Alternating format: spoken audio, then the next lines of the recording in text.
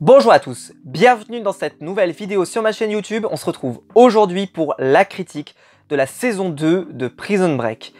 Il était temps qu'on y rentre. La saison 1, moi j'ai pris un grand plaisir à vous en parler. N'hésitez pas à aller les voir si jamais vous avez raté certaines parties. La saison 1 a été critiquée en 3 parties. La saison 2, je vais la critiquer en 2 parties. Aujourd'hui, on va se retrouver pour les épisodes 1 à 12.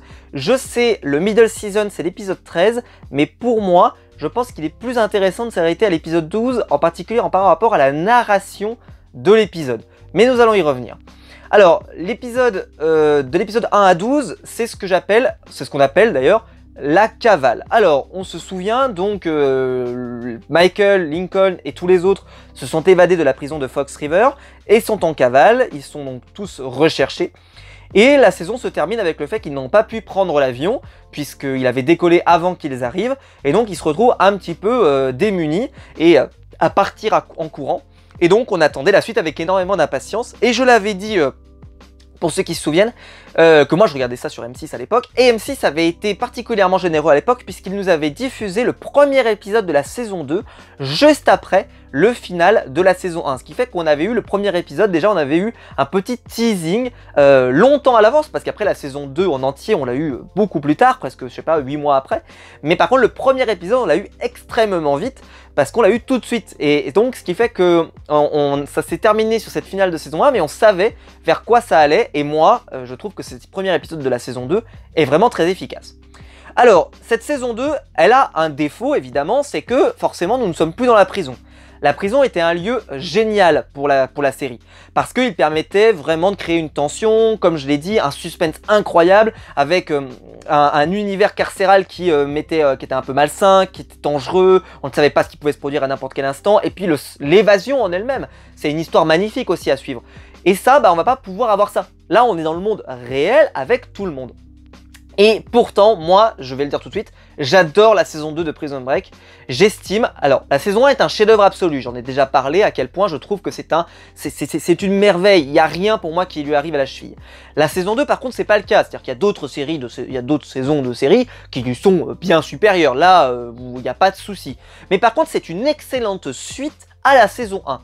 Mais elle n'est pas à la hauteur de la saison 1, bien entendu, mais comme je l'ai dit, pour moi, rien ne pouvait être à la hauteur de cette saison 1, tellement cette saison 1 avait mis une barre extrêmement haute, c'était inatteignable. Par contre, la saison 2, je trouve, respecte beaucoup ses promesses. Et surtout, alors la première partie de la saison 2, c'est pour moi un bonheur absolu. Nous parlerons de la deuxième partie, qui est géniale également selon moi, mais qui est une des réponses qui font que la série a moins plu en saison 3 et a moins plu en saison 4. Mais nous y reviendrons dans la deuxième partie de la vidéo. N'hésitez pas à vous abonner si un jour, si vous voulez voir la suite quand je la sortirai le jeudi d'après. Ou la fois d'après, je sais pas quand est-ce que je vais sortir ces vidéos, mais en tout cas, la semaine suivante, si jamais je peux vous la sortir. Prison Break, donc saison 2, raconte l'histoire donc de Michael Scofield, Lincoln Burrows et tous les autres évadés de Fox River, les 8, qui sont pourchassés par Alexander Mahone, nouveau personnage introduit dans la série, qui mène l'enquête pour essayer de les arrêter. Déjà, je vais dire un truc. La scène d'introduction d'Alexander Mahone dans la série, c'est pour moi un chef-d'œuvre. C'est génial, c'est parfait. Le moment où il est là et qu'on lui lit tous les éléments du dossier et qu'il dit Michael et Lincoln sont frères, je veux tout savoir sur eux et tout, et qu'on ne le voit pas, on voit juste son stylo, on voit juste sa tenue, et ensuite on le voit. Et ensuite on le voit arriver à la télévision, et là il fait un discours qui est pour moi le discours le plus sympa que j'ai vu. Vous savez, dans ce type de discours, type conférence de presse, dans une série télé, je crois que c'est celui que j'ai vu qui est le plus sympa. Où il arrive... Et il dit, il cite voilà l'assassin d'Abraham Lincoln et il évoque voilà les mémoires dans les mémoires qu'il avait écrits, qu'il avait laissés, comment ça se passe une cavale, et il dit voilà depuis que cet événement s'est passé, l'esprit d'un prisonnier en cavale n'a pas changé. Il a toujours peur et il a toujours peur de se faire arrêter, et puis sa peur va se transformer en psychose, etc. Et il dit et alors que donc les prisonniers ont comme avantage l'obscurité, nous avons mieux. Nous avons la télévision. Et là, cette scène, quand il l'a dit comme ça avec la musique, bon la musique de Prison Break est absolument parfaite, mais là la musique est absolument parfaite à ce moment-là, et là il y a le dézoom, et là tu vois les visages de tous les prisonniers, et il dit « Et je vous demande donc de bien regarder ces visages, car ces hommes sont les 8 personnes les plus recherchées d'Amérique. Et tout de suite derrière, on va voir l'efficacité du plan de Mahone parce que quelqu'un va attraper les prisonniers avec un fusil alors qu'ils sont en train de chasser. Et donc, l'épisode est extrêmement bien construit, le tout premier. Et Mahone, on le sent extrêmement intelligent. C'est lui qui va commencer à décrypter les tatouages de Michael. Alors, on y reviendra parce qu'il y a quelque chose qui me gêne avec ça. Mais ça, on en reparlera. Et voilà, tout est prêt. On le sent extrêmement intelligent très vite. Et on sent que là, on a un égal de Michael. Parce que le défaut de Prison Break saison 1, c'est qu'effectivement personne n'est à sa hauteur. Parce que dans la prison, il n'y a personne d'aussi intelligent que Michael. Là, il trouve un adversaire à sa hauteur. Mahone est extrêmement intelligent. Il arrive à deviner tout. Il arrive à tout comprendre. Toutes les énigmes posées par Michael, il les déchiffre. Et il arrive à même anticiper ses actions. Alors c'est vrai que, bon moi c'est ce qui me gêne le plus, c'est que par contre on a quand même du bol parce qu'il lit les tatouages dans le bon ordre. C'est-à-dire que par exemple, si jamais il avait décidé de lire le tatouage, vous savez, de Rose par exemple, qui sera utile seulement à la fin, s'il avait décidé de le lire en premier. Bah, d'accord, donc tiens, il y a une rose, il y a un machin, mettons qu'ils mettent ses équipes dessus au tout début, peut-être que par exemple, ils auraient très rapidement mis la main sur le Panama, etc., etc. Donc, on va dire que il lit bien les trucs dans l'ordre, quoi, voilà. Il lit bien les trucs dans l'ordre. Alors après, il y a des fois aussi où le scénario fait en sorte qu'il lit les trucs dans l'ordre, comme par exemple quand on lui parle de Bolshoi Booze, ou qu'il suit les éléments les événements de Saraton Credit, etc., etc. Enfin, pas mal de choses qui sont dans les tatouages de Michael, mais on voit qu'il y a des tatouages qu'il lit vraiment dans l'ordre. C'est un petit peu dommage, parce que ça fait le côté d'un peu coup de chance, ça se produit toujours au bon moment, quoi. Ce qui est un peu dommage dans Prison Break, parce que j'aime pas, moi, le côté de c'est un coup de chance. Ça n'a pas à l'être. Mais moi, j'adore Mahone. Alors, j'ai souvent parlé de musique aussi dans cette série. Ma musique préférée, c'est pas celle de Bagwell. C'est pas celle de Prison Break au total, c'est celle de Mahone. La musique de Mahone, quand elle apparaît pour la première fois, elle est géniale. Je vais vous expliquer pourquoi. C'est parce que Mahone, c'est un personnage qui n'est ni totalement mauvais, ni totalement gentil. Il est un peu entre les deux. Et d'ailleurs, moi, c'est le truc qui me pose le plus problème dans la saison 2. C'est que moi, j'ai jamais pu, alors je sais pas vous, mais j'ai jamais pu me dire que Mahone était quelqu'un de mauvais. Quelqu'un de méchant. Je n'y arrivais pas. Je le trouvais justement au contraire tellement efficace, tellement malin, tellement tout, que je l'admirais un petit peu, Mahone. Et j'aimais bien le côté que, enfin, Michael avait un adversaire à sa hauteur. Et ce qui fait que j'ai toujours aimé ce personnage. J'ai jamais réussi à lui en vouloir, malgré les actes qu'il va faire dans cette saison, on va y revenir. Mais je l'ai toujours aimé, toujours. Et j'ai toujours trouvé sympa. Et même à des moments où on pourrait se dire que c'est vraiment un connard par rapport à ce qu'il va faire, et ben en fait, t'avais souvent une scène pour désamorcer derrière, quelque chose qui arrive à son fils, il se met à parler avec sa femme de façon très gentil, très sympa, et puis t'en découvres plus sur lui, et tu découvres que c'est quand même quelqu'un foncièrement bon, et puis quand il échange par exemple au sujet des enfants ou autre, et ben en fait il est jamais binaire, Mahone. Alors que Bagwell, forcément, il était très très binaire, et puis d'ailleurs dans cette saison 2 il va beaucoup évoluer. Et voilà, il y avait des personnages qui étaient très voilà, ils sont gentils, ils étaient pas forcément méchants. Par exemple Sucré, j'ai jamais pu l'imaginer comme quelqu'un de méchant. Mais là ça me va pas. Je suis désolé, moi ça me va pas. J'aurais aimé plus de... Comment dire ça, Mahone, j'aime tellement son personnage que j'arrive pas à savoir si vraiment il aurait fallu que je le déteste à un moment. Donc dites-moi ça. Alors il y a peut-être un moment où j'estime que vous pensez que je devrais le détester. C'est bien sûr à la mort du père de Lincoln et du père de Michael. Enfin nous y reviendrons. C'est quelque chose qui, moi, ne m'a pas suffi à le détester. Ça ne m'a pas suffi. Ça ne m'a pas suffi parce que la scène juste avant, Bill Kim menace la famille de Mahone. Enfin, voilà, ça ne me suffit pas. Je suis désolé, ça ne me suffit pas. Bref. Donc, la série va se découper, là, pour moi, en deux parties. Il y a jusqu'à l'épisode 12 qui s'appelle La Cavale. Et d'ailleurs, à la fin de l'épisode 12, Michael annonce que la cavale est finie et que maintenant, ça y est, c'est la revanche, j'ai envie de dire, ou le combat, on pourrait dire. Donc c'est pour ça que je me garderai la suite pour plus tard. Alors, cette partie-là, elle peut être résumée facilement. Alors, bien sûr, il y a tous les autres prisonniers qui ont toute leur histoire. C'est-à-dire que Sucré, il va essayer de retrouver Marie-Cruz. Sinod va essayer de retrouver sa femme et sa fille. T-Bag, lui, va essayer de mettre la main sur le pognon. l'acrobate, lui, va également essayer de mettre la main sur le pognon, mais va aussi se faire une histoire où il va rencontrer une jeune fille sur la route. Génial d'ailleurs, c'est super. Parce que moi j'adore l'acrobate et je trouve qu'il est super parce que ça permet vraiment de le rendre plus attachant, plus intéressant. Et en plus quand ça s'effondre là et qu'il se fait découvrir et qu'elle ne le dénonce pas quand même, et bah voilà, et que enfin j'aime beaucoup. Moi je trouve que les deux, il y a une vraie alchimie, une vraie interaction qui se passe. Et moi à chaque fois ça me touche énormément. Abruzzi bien sûr, donc lui qui va retrouver sa famille mais qui va toujours vouloir se venger de Fibonacci. Là, le disjoncté qui lui, voilà, il n'y a pas vraiment de plan précis mais c'est un peu normal. Est-ce que je vous ai cité tout le monde? Bon bah Lincoln et Michael bien entendu, qui eux bon bah respectent le plan de Michael, j'ai envie de dire, pour essayer d'atteindre le Panama, ce qui est l'objectif. Et je pense que je vous ai cité tout le monde. Et donc tout ce petit monde au début va un peu, on va voir leurs priorités. Donc pour Bagwell ça va être d'abord de se recoudre la main, scène. À chaque fois, moi, quand il arrive comme ça, il dit mais je vais devoir retirer la chair morte. Personne ne peut résister à ça. Je suis docteur, je ne suis pas personne. Et ça, c'est cité c'est bien sûr de Ulysse, hein, mais c'est génial, quoi. C'est génial. Et là, il va finir par le tuer en plus. C'est horrible, c'est horrible. Il lui dit, un acte de sauvagerie peut être évité, mais si jamais vous vous débattez, alors là, je vous promets, le truc. Et là, quand Bagwell, il est avec son petit tournevis comme ça et tout, c'est assez incroyable, quoi. Alors d'ailleurs, je me suis fait la réflexion que Bagwell n'aurait pas été obligé de le tuer, parce que il dit, oui, effectivement, tu aurais pu me dénoncer ou quoi que ce soit. On est bien d'accord que de toute façon, le cadavre, ils vont finir par le retrouver, donc, parce que sa femme, quand il va voir qu'il rentre pas le soir même, voilà. Donc ils auraient fini certainement par trouver le corps. Et après, ils auraient lancé la police pour chercher la voiture, etc. etc. Mais par contre, ce qu'il aurait pu faire, c'est l'endormir. C'est-à-dire lui mettre une énorme dose, qui dorme pendant 10-12 heures d'affilée. Ça lui laisse bien du temps pour pouvoir partir, et il se ferait pas... Et ils n'auraient pas le temps de le dénoncer, et d'ici là, Bagwell aurait pu chercher une autre voiture, surtout qu'en plus, il va devoir changer de voiture à un moment dans l'histoire, etc. etc.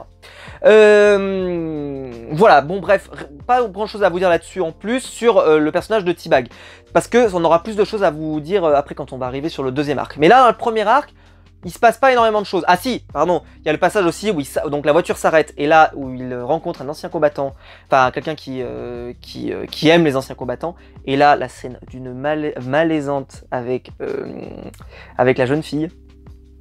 Alors là, moi à chaque fois je suis client. À chaque fois ça me prend. Chaque fois quand il est là comme ça et qu'il se met à côté d'elle dans la piscine et tout, et que là il commence à lui parler et que le discours il est malaisant avec la musique et tout, et là tu fais ah ouais d'accord, Bagwell là il veut se la faire et tout, et que là elle comprend le truc, le mec il attrape un fer à repasser, il a envie de fracasser Bagwell, et ensuite t'as juste Bagwell que tu vois partir en bagnole, et tu le vois juste partir, et là tu vois la gamine qui le regarde partir, là c'est magnifique. Sublime. Sinot lui va essayer de retrouver sa famille. Bon, pas grand chose à en dire hein, à ce moment-là. C'est vrai que voilà, il a du mal à pouvoir les joindre. Sa femme va lui faire passer un peu des messages codés. Lui, le disjoncté, on va continuer un petit peu de le suivre au fur et à mesure, mais on a du mal à savoir vraiment ce qu'il veut faire. Il se balade un peu partout et puis il va mettre un petit peu de temps à trouver justement la Hollande, quand il va rentrer dans une maison et qu'il va enfin voir un tableau et il va vouloir aller dans la Hollande. Il va trouver un chien aussi d'ailleurs. Bon après il va y avoir, ça on en parlera dans la deuxième partie, il va se passer pas mal d'autres péripéties. Mais juste déjà, le disjoncté, je trouve qu'il a une histoire sympa. Elle est pas géniale mais elle est sympa. Il fait pas de mal vraiment à quelqu'un.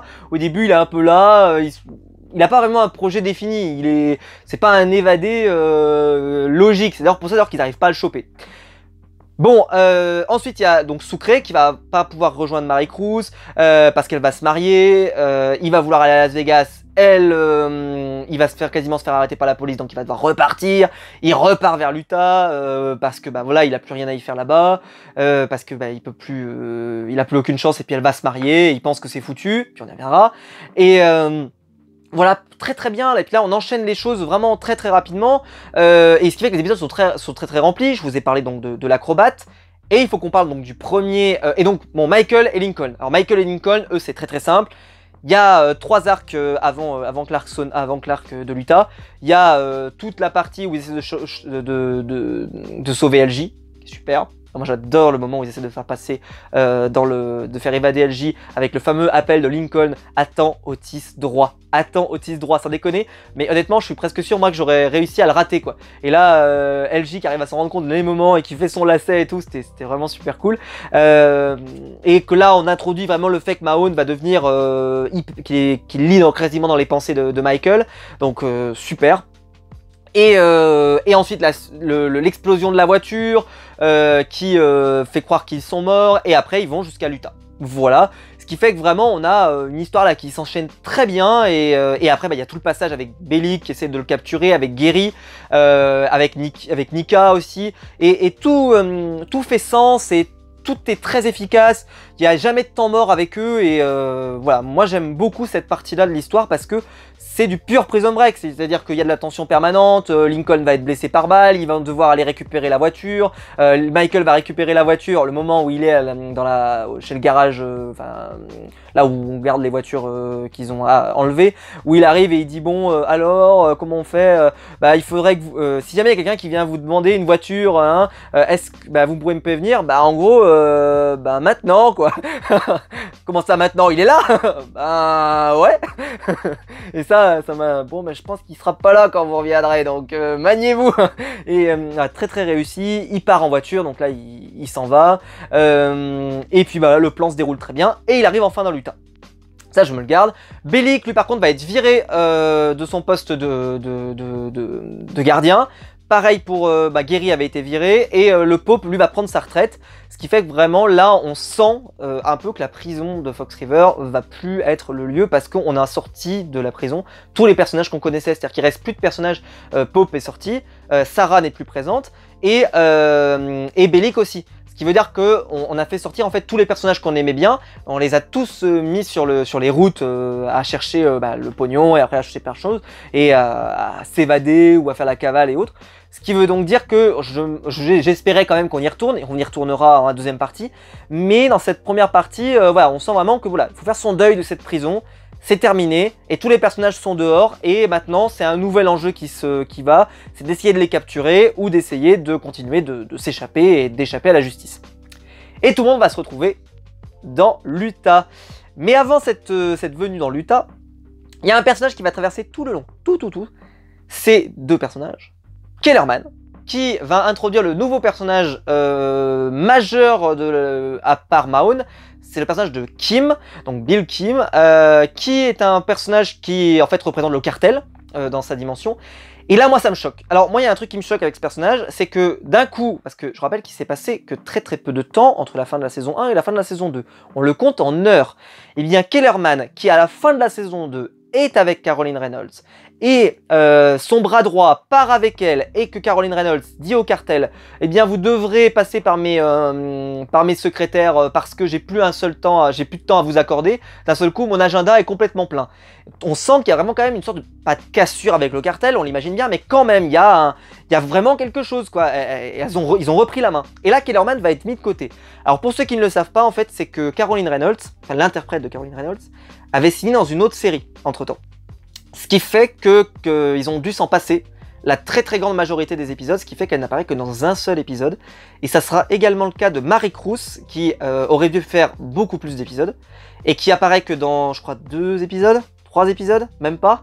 Et pour une raison simple, c'est que malheureusement, elle avait également signé dans une autre série, et ce qui fait qu'elle n'était plus disponible. Donc ils ont réussi à faire venir Caroline Reynolds, enfin, l'interprète de Caroline Reynolds, pour un épisode, Marie Cruz pour, on va dire, 2 ou 3 épisodes, on schématise, mais en gros, c'est un peu décevant.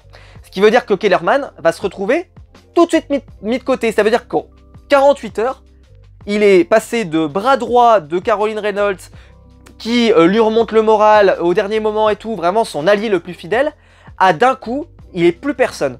Il est plus personne. Comment c'est possible qu'on puisse passer de tout à rien? Et ça veut dire que Kellerman d'un coup peut plus accéder à la présidente par exemple? Comment ça se fait? Alors que comme j'ai dit, quelques heures auparavant, il était en relation directe avec la présidente. Alors il y en a qui vont me dire, c'est parce que Kim vient voir Kellerman en voiture et lui dit « je la contacterai » et qu'il faut passer par moi pour contacter la présidente. Mais pourquoi Kellerman d'un coup ne peut plus appeler la présidente alors que depuis le début, ils entretiennent des relations, Caroline Reynolds n'arrête pas d'appeler Kellerman tout le long pour savoir où il en est, de savoir ce qu'il en est dans les plans, etc., etc. Donc, c'est assez surprenant d'un coup cette cassure. Et elle n'est pas surprenante quand on connaît la série, quand on connaît les raisons. C'est-à-dire que le fait que Caroline Reynolds n'était pas présente, n'était pas, elle n'était pas disponible. Parce que je pense que si elle avait été disponible, on n'aurait absolument pas eu ça. Je le dis, moi, on n'aurait absolument pas eu ça. Et voilà, je vous ai tout dit sur ce sujet. Kellerman qui va donc se rapprocher de Sarah Tancredi, qui elle a été virée, qui est accusée d'avoir laissé s'échapper les évadés. D'ailleurs, point un petit peu théorie, c'est qu'elle aurait très bien pu s'en sortir en disant qu'elle s'est fait voler ses clés. Parce que ils disent, ouais, la porte elle est restée ouverte. Faut le savoir, ils sont capables de faire des fausses clés. Alors, la clé aurait été restée dans le machin. Mais ce qui veut dire que si Sarah avait donné sa clé à Michael à la fin de la saison, elle aurait pas eu de problème. Ce qui veut dire qu'elle a hésité tout le long de la journée. Alors, c'est pour le suspense, hein, mais elle a hésité tout le long de la journée, alors que si elle lui avait donné sa clé immédiatement tout de suite, sans hésiter, en fait, c'est son hésitation qui la met dans la merde. Parce que si Michael avait eu la clé, il aurait laissé la clé dedans. Et donc après, bah, ça aurait été, je me suis fait voler mes clés. Ouais, mais moi j'avais prévenu, moi que je me suis fait voler mes clés et personne n'est venu, etc. Et donc elle aurait pu jouer voilà, le fait qu'elle s'est fait voler ses clés. Bref, voilà, c'était une façon pour elle de s'en sortir. Son père, lui, va être exécuté, enfin va mourir, par grande surprise. On va le retrouver pendu. Et voilà, Sarah qui est en grande difficulté, va en désintox, elle continue de recevoir des messages de Michael sans vraiment pouvoir les comprendre avec des petites cocottes en papier, de l'origami, et etc., etc. Mais on sait pas vraiment où ça en va cette histoire. Pour le moment, on est sur l'histoire des évadés et c'est ça qui nous intéresse. Et il en manque un, le premier évadé qui va se faire tuer, grande surprise, c'est John Abruzzi. Alors John Abruzzi, je vais juste parler d'un truc. Un truc moi qui me fait halluciner à chaque fois, c'est que John Abruzzi, il y a cette scène absolument géniale où c'est c'est le début de l'épisode 2, où John dit à Michael, peut-être qu'on se reverra un jour. On sait jamais, Michael. On sait jamais. Et ben c'est le plus grand teasing qui mènera à rien de l'histoire des séries télé américaines. Vraiment, il y a un teasing extrêmement fort d'Abruzzi qui dit « On sait jamais, Michael ». Peut-être tu te dis « Ah, peut-être qu'à un moment, il va se passer un truc, etc. etc. » On sait pas. Pas du tout. 2 épisodes plus tard, Abruzzi, il est décédé, cané. On n'en parle plus jamais. Donc c'était vraiment... c'est le teasing qui mènera à rien, mais c'est pas grave. Parce que justement, ça cache encore plus le fait qu'Abruzzi va mourir tout de suite. Parce que justement, on se dit, oh, peut-être qu'il va se passer un truc, peut-être qu'Abruzzi et Michael vont se retrouver plus tard, on sait pas comment, etc. Et en fait, pas du tout. C'est une piste qui ne mènera à rien. Mais c'est bien parce que ça cache des choses. Donc là, c'est une bonne idée de cacher une piste. Et Abruzzi, bah là, il se fait cribler de balles avec cette phrase magnifique « Je ne m'agenouille que devant Dieu !» Et ici, je le vois pas. Comme ça et tout, avec le flingue dans les mains et tout. Ah, non, c'est trop bien. C'est trop bien. La mort d'Abruzzi, elle est vraiment super réussie. Moi, je l'aime beaucoup et elle arrive très tôt. C'est très surprenant, mais d'un autre côté, ça a donné un sentiment de gravité de se dire que les prisonniers, ils peuvent mourir. Voilà, ça tout de suite, ça a mis une situation un peu de tension très facilement. Puis arrive, pour moi, le cœur de cette première partie, c'est bien sûr l'arc de l'Utah. Alors l'arc de l'Utah, c'est quasiment la plus grande majorité de cette première partie, où tout le monde se retrouve à l'Utah, tout le monde va chercher le magot de Westmoreland, et là, bah, pour moi, si vous aimez Prison Break, vous vous régalez. C'est génial. C'est génial. On retrouve tout ce qu'on aime. De la tension, ils sont enfermés dans un lieu, alors c'est plus une prison, c'est une baraque, et c'est pareil. Ils sont enfermés dans une ville, on pourrait presque dire au début. Puis ensuite, ils sont enfermés dans une baraque, ils peuvent plus sortir, ils peuvent plus rentrer. Ça devient compliqué. D'abord, ils cherchent le plan, ensuite, ils tombent sur T-Bag. T-Bag dit qu'il l'a pas, que c'est le gamin qui l'a. Ils vont chercher le gamin, ils rentrent dans la jardinerie, hop, ils sont obligés de fracasser des mecs, ensuite ils repartent, ensuite ils rentrent dans le coffre. Et il faut, t'as pas fait ça quand même. Aussi, mais avant de le détruire, je l'ai confié à ma bonne vieille mémoire. Ce qui fait de nous des associés. Vous avez l'huile de coude et la force nécessaire pour déterrer le pognon de Westmoreland. Ça fait de nous des associés. Et alors ça veut dire qu'on divise en 4. Faux, dans le coffre. Quand Burroughs répond ça à l'acrobate, ça m'a toujours fait marrer. Il est victime, l'acrobate, il est victime tout le long. À partir de l'Utah, il est tout le temps victime. Tu vaux pas 1,3 million. Tu vaux pas ça, toi. Allez, dans le coffre, quoi. Ouais, c'est bon. il est vraiment... oh, laissez-moi sortir et tout. Enfin, vraiment, il prend super cher au début. Bagwell donc se souvient du plan et puis là ils arrivent, il y a plus de silo, c'est un lotissement, donc il faut se souvenir et là Bagwell qui arrive plus à se souvenir de pourquoi, comment et tout et là bah Michael arrive à deviner à quel endroit c'est, il creuse sous le garage d'une femme. Les scènes sont géniales quand Bagwell, par exemple, qui discute avec la fille. Elles sont géniales, quoi. Tu sens le côté, ah, c'est malaisant et en même temps c'est génial. Par exemple, le moment où t'as Michael qui arrive et qui voit qu'il y a des bouts de verre par terre et qui sort comme ça, il fait oh, qu'est-ce qui s'est passé, quoi. Et parce qu'il a peur que Bagwell ait fait un drame, bah c'est vraiment... Que demander de plus, quoi. Que demande le peuple. Et donc ils vont se mettre à creuser, puis bah ils vont... Au début, ils trouvent rien, puis bah, Burroughs va devoir partir parce que LJ a été libéré de prison, donc bah, il faut aller le chercher. Michael, lui, est toujours là à essayer de le trouver. Sinote, Sucré débarque, puis voilà, ça s'enchaîne sans aucun temps mort. Mahone lui mène l'enquête, essaye de savoir ce qui se passe, découvre que ça se passe dans cette ville, il attrape l'acrobate. Une scène extraordinaire où il attrape l'acrobate là comme ça et il lui sort toutes les photos comme ça de Bagwell, de ce qu'a fait Bagwell le premier jour de sa sortie. Génial.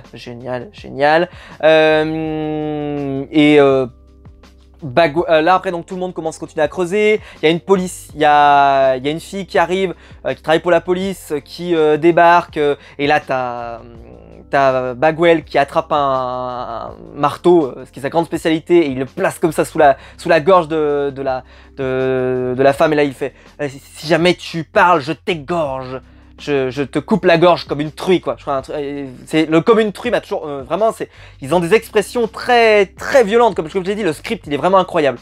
Et elle va arriver, ils vont la capturer, tout le monde va être enfermé dans la baraque. Ils vont continuer de chercher, ils vont trouver le pognon. Et pendant ce temps, on revient vraiment sur des classiques de Prison Break. Il y en a qui creusent, il y en a qui creusent pas. Sinote qui s'énerve, qui dégage Bagwell dans le fond du trou, Bagwell qui se met à sortir des sacs et qui trie des magazines de National Geographic, ou qui fait « Tiens, mais est-ce que ça vous rend fier de faire partie du fabuleux peuple africain ?» C'est génial, quoi. C'est tellement méchant et c'est tellement génial. Et là, ah là là, mais toi, mais vraiment, il faut que je te foute dans le trou. Et puis, quand il commence à expliquer Bagwell qu'est-ce qu'il veut faire du pognon, qu'il veut s'acheter une nouvelle main, et que là, le mec lui dise, Bagwell qui va... Tu sais que ta main, elle sera pas blanche. Et là, tu vois toute la tête de Bagwell. Quoi? Le monsieur Ku Klux Klan qui va se retrouver avec une main jaune. C'est génial, quoi. J'ai tellement réussi. Et puis bah voilà, ils trouvent le pognon, ils sortent le pognon, et là t'as Sucré qui arrive, il braque tout le monde, il part avec le pognon, et en fait c'est pas le vrai pognon parce que c'est Bagwell qui l'a pris. Non, c'est génial. Et entre-temps, l'acrobate qui va dénoncer tout le monde. Ah bah ouais, il va dénoncer tout le monde, c'est une balance, on le connaît. Donc il arrive, il sonne à la porte. Et en même temps, bah dans la maison, on entend que quelqu'un sonne. Donc c'est l'acrobate. Et là, la porte, elle s'ouvre. Et en fait, c'est la fille qui l'avait emmené en autostop. Et là, il lui dit, bon, en fait, je t'ai menti, je m'appelle David Apolskis. Et en fait, je suis pas du tout Scott Goldbrenner, je sais pas quoi. Je viens de je ne sais plus où. Et puis, ben, en fait, je t'écrirai. Et j'espère que tu me répondras et tout. Alors qu'on sait que nous, ça sera pas le cas. Et c'est hyper touchant, c'est... Voilà, et là, tu vois... Et en plus, Mahone, il a ce regard absolument génial quand il voit partir Apolskis. C'est le côté de... Allez, bien joué. Tu m'as amené en bateau, bien joué. C'est le côté, un peu un respect, quoi. Un petit respect de la part de Mahone de dire, ok. Ah, ok, tu m'as eu, quoi. Et il va le faire descendre de la bagnole, et là, il le crible de balles. Où il lui raconte, ce qu'il lui avait raconté sur Shales, qu'il avait jamais réussi à attraper cet homme. Et en fait, que si, il a dit, si, j'ai réussi à l'attraper. Et je l'ai attrapé là, comme ça, et je lui ai mis une balle dans la tête. Et cette phrase, c'est pour moi la phrase rupture de la saison, où il lui dit moi j'ai rien contre toi, mais aussi, et là il lui tire dessus à bout portant, pam, et alors que pourtant l'acrobate c'est le plus sympa du monde, quoi. Et là il s'effondre par terre, Mahone lui met l'arme entre les mains, et ça se termine là-dessus, là tu fais ah ouais, c'est bon, Voilà, c'est très très beau. Bon, l'épisode suivant par contre sera un tout petit peu décevant parce que c'est tout un épisode dans lequel Sucré se retrouve coincé sous une branche. Alors il y a le passage génial au tout début où vraiment voilà Bagwell qui part avec le pognon, etc. etc. Ça c'est vraiment super, mais par contre tout le passage c'est vrai que ça dure un peu longtemps. Alors ça satisfait toujours mon avis d'avoir de la tension. Et puis l'épisode servira plus à Lincoln et LG qui vont se retrouver, qui vont se faire capturer, qui vont être libérés par Aldo Burrows, etc. etc. Là-dessus aucun problème, mais c'est vrai que cette partie-là... c'est un peu une petite faiblesse, c'est pas mon épisode préféré, quoi. Je me le refais pas tous les jours, même si, voilà, vraiment c'est une bonne recette de Prison Break, hein, de la tension, du stress, etc. Très très réussi. Mais au moment où, bah voilà, Michael veut emmener Sucré avec lui et tout ce qui s'ensuit, bah Sucré dit, ah bah non, Marie-Cruz, elle s'est pas mariée, elle lui a dit non à cet enfoiré. Et donc il va aller chercher sa copine, sauf que bah elle est plus là, elle va partir en mine noces à Iztapa. Et c'est à Iztapa de mémoire. Et pendant ce temps, nous, on voit Bellic et Geary qui reprennent du service pour essayer de choper le pognon parce qu'ils savent que c'est Bagwell qui l'a. Et donc très réussi. Et on nous a introduit donc Bolshoi Booze, qui est un peu la destination finale. Entre-temps, Michael va essayer de retrouver Sarah, qui elle a été persécutée par Kellerman. Voilà, tout s'enchaîne extrêmement vite, extrêmement rapidement. Et c'est génial, c'est super. Cette première partie de saison, elle passe hyper vite. Moi, je l'ai regardée en quelques jours, un tout petit peu moins vite que la saison 1, mais c'est parce que j'ai été pas mal occupé. Mais honnêtement, je la regarde extrêmement vite. La première partie, en tout cas, se regarde très bien. Ils arrivent à Bolshoi Booze, Michael se fait... comment je pourrais dire ça, il est avec des truands, voilà, c'est super. Il y a l'avion, il y a quelqu'un qui tire sur... je crois que c'est Sucré de mémoire qui tire sur le trafiquant, voilà, du coin. Le mec dit bah ouais, je te dis que l'avion il s'arrête là, mais en fait il s'est pas arrêté là, donc machin. Enfin, c'est très cool. Et là Mahone va buter Aldo Burrows. Grosse surprise, on s'y attendait pas du tout, moi je m'y attendais pas du tout. Petite déception parce que c'est vrai qu'Aldo Burrows pour moi avait beaucoup de réponses. Et au final il aura même pas le temps d'en donner. Il aura juste le temps de dire, au fait Sarah elle a un truc qu'elle a récupéré de son père Tancredi, du gouverneur, et il faut qu'on le récupère, donc il faut qu'on récupère Sarah. Parce que si le cartel la cherche, c'est qu'il doit y avoir une bonne raison. Mais ceci dit, c'est surprenant, ça fait mal, mais c'est une bonne surprise. Et cette partie-là de l'histoire va s'arrêter avec le fameux Sucré qui part en avion et qui va devoir ensuite sauter de l'avion. Et ce qui est génial, c'est le mec qui lui dit non, mais moi j'ai pas peur d'arriver au sol, hein, j'ai peur d'y arriver trop fort. Faut juste espérer pas frapper trop fort, quoi. Donc prie et puis saute, quoi. Ça m'a fait beaucoup rire. Donc il va arriver au Mexique. Et de l'autre côté, les deux frères décident donc de ne pas prendre l'avion et donc de ne pas continuer le plan Bolshoi Booze. Ce qui était le plan final de Michael, normalement, qui lui permettait d'arriver de l'autre côté de la frontière et de pouvoir ensuite partir au Panama et d'arriver à sa destination finale. Et ils décident donc de repartir à la revanche, voilà, de se venger. Ils prennent la bagnole. Après une course-poursuite avec Mahone, ils se font arrêter. Et Mahone, là, il est à ça de pouvoir les abattre. Et l'épisode se termine là-dessus. Alors c'est pas le middle season, parce que le middle season c'est vraiment l'épisode d'après. Mais moi je trouve que c'est beaucoup plus intéressant de s'arrêter à celui-là, parce que pour moi c'est vraiment l'épisode de rupture. C'est-à-dire que c'est l'épisode qui marque la fin, comme le dit Michael, la fin de la cavale. C'est-à-dire qu'à ce moment-là précis de la saison, c'est la fin de la cavale. Voilà, je peux pas vous en dire plus parce que je pense que la vidéo devra être très longue, mais... qu'est-ce qu'il pouvait faire de plus pour faire une saison 2 réussie? Et ben moi j'ai pas la réponse, parce que pour moi c'est un grand oui. C'est un grand oui. C'est tout ce qu'on voulait voir pour moi dans cette saison 2 de Prison Break. Une cavale, un plan de Michael toujours bien programmé, un adversaire à sa hauteur qui va tout décrypter. Il va décrypter Bolshoi Booze, il va décrypter les messages de Sarah, il va tout décrypter. Et justement bah, l'affrontement des deux va créer un incroyable moment. Et le moment où Scofield va aller dans la famille de Mahone, va aller voir sa femme Pam. Ça aussi c'est très sympa, où justement bah, Michael découvre tout, il découvre Shales qui a été enterré dans son jardin et tous les autres éléments, ce qui prouve que tous les deux en fait ils sont extrêmement brillants, et t'attends qu'une chose, c'est l'affrontement final entre les deux, qui va gagner. Et tout le long ils vont continuer de se chercher, et même si Michael continue toujours à plus ou moins s'en sortir au fur et à mesure, mais Mahone, il est à ça à chaque fois de le choper, et vraiment à rien. Et bravo, parce que pour moi, cette première partie de saison 2, elle est parfaite, en tout cas, elle est parfaite en rapport avec la saison 1. Et je sais pas ce que vous espériez, mais pour moi, cette début de saison 2, c'est vraiment une petite merveille. C'est pas un chef-d'œuvre absolu, mais c'est une petite merveille. Voilà, j'espère que la vidéo vous aura plu. Si c'est le cas, vous pouvez la liker, vous pouvez vous abonner pour la partager. On se retrouve très vite pour la partie 2, où là on va rentrer dans les choses un petit peu plus litigieuses sur Prison Break, mais on est obligé d'y rentrer. N'hésitez pas à appuyer sur le bouton rejoindre si vous voulez faire partie des membres soutiens et soutenir les vidéos de la chaîne financièrement. Et je vous en remercie. À partir de 1 € par mois, vous pouvez soutenir, donc n'hésitez pas. Et quant à nous, on se retrouve très vite pour une prochaine vidéo. Ciao!